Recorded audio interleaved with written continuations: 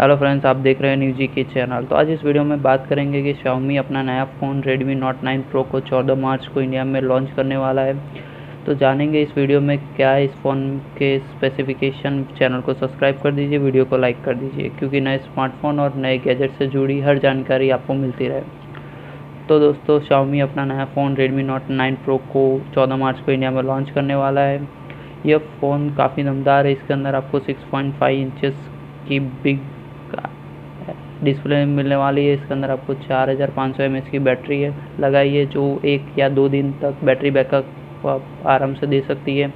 इसके अंदर आपको क्वाड कैमरा सेटअप मिलता है, जिसके अंदर प्राइमरी कैमरा 64 मेगापिक्सल का है, फ्रंट में आपको 20 मेगापिक्सल का कैमरा मिलता है। यह फ़ोन फास्ट चार्जिंग को सपोर्ट करता है। इसके अंदर आपको 6 GB की रैम और 64 GB की इंटरनल स्टोरेज मिलने वाली है। तो वीडियो को लाइक कर दीजिए और चैनल को सब्सक्राइब कर दीजिए।